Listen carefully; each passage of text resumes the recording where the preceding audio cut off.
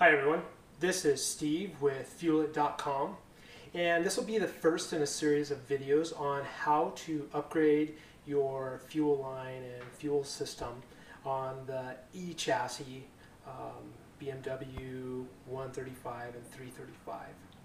So the first thing we have done is we've removed the rear passenger seat, and then we used a 10mm nut driver to remove the covers from the passenger side LPFP and the driver's side filter assembly. On the passenger side, this is a stage 3 pump assembly that has already been upgraded, as you can see by the return line and then the secondary power wires that are installed for the stage 3. But the first thing we're going to want to do is we're going to want to push in on the two side tabs and then pull straight up, and that will disconnect power to the primary pump.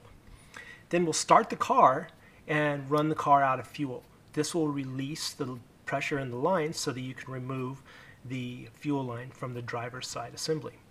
Once we've done that, we'll switch over to the driver's side. And to remove this fuel line, now that the pressure has been relieved, we push in on the fuel line and then push the gray tab back. And then when that's done, you can pull this out. So as you can see, when you push it back in, we can't pull it out. But if you push it in, push the gray tab and hold that back, you can pull it right out. So I'm going to pause this and then I'll show you the next step in this. Okay, now as I mentioned, this car already has an upgraded fuel system. And this was one of the earlier ones that was done. So it's got a fuel line that then connects to an SAE 5/16 quick connect. The problem with this is that once you have this installed like this, you can't really, it's very difficult to get the line inserted. So what you end up having to do is you have to disconnect this part, you have to insert this, and then you go ahead and thread this up. But let me pause this and I'll show you the other problem with that. Okay, so I have inserted that 5/16 fitting into the filter assembly, and then it needs to be threaded into the fuel line. However, as you can see, this is right up against the ring, and so you can't really turn this, or if you do, you're going to scratch the heck out of it and it's difficult.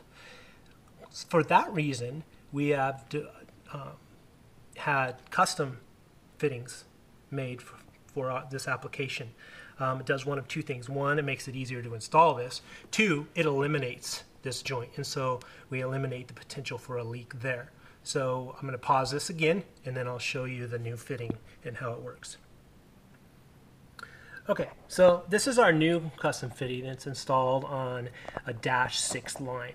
And so in this case, because this fitting's shorter and we don't have the additional bulk and the additional connection, we can actually take it, flex it, push it in, lock it in place. So that's it for the first part of this video, and look for the second part of it where we go over the additional fuel lines that run up to the front of the car and hook up to the HPFP. Thank you for watching.